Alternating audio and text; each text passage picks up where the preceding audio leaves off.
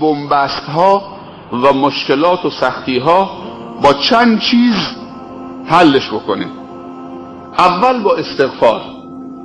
اگر در زندگی به بنبستی رسیدید، نیازی نیست که بزنید تلویزیون رو خرد کنید، سرتو بزنید به دیوار، بکوبید به دیوار، اخلاقت با خانواده‌ات تند کنید، حرفای بی ربط مشت و لگد بزنید به اون زن مسکینی که تقصیری نداره.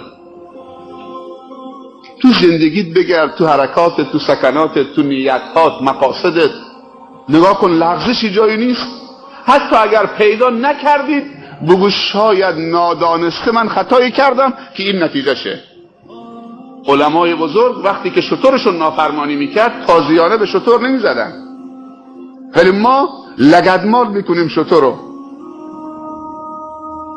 شتری که همیشه در اختیارشون سوارن دارن میرن، یک دفعه نافرمانی میکرد به زمین میخوردن، به جایی که تازیانه به شتر بزنه میگفت استغفر الله استغفر الله استغفر الله. این شتر که همیشه مطیع بوده، حتما امروز من نافرمانی اون بالا کردم که این مأمور اونه نافرمانی داره میکنه، آرامشو از من گرفت، آسایشو از من گرفت. بلا فاصله پناه میبردن به استغفار. استغفار و توبه در وهله اول وقتی دچار مشکل میشی در زندگی. بعد وضو گرفتن بر سختی ها، بلا فاصله پناه ببر به وضو بگیر. سوم صدقه بده.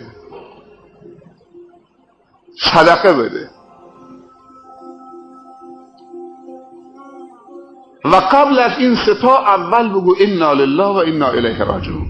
الصبر عند الصدمة الاولی. با 4 برنامه بنبستا و کمی و کاستی ها و ضررها و نقائص در زندگی رو چه حلش بکنیم. اولین لحظه‌ای که خبر مشکلی به من رسید یا بنبستی مطلع شدیم یا تو سختی واقع شدیم، انا لله و انا الیه راجعون.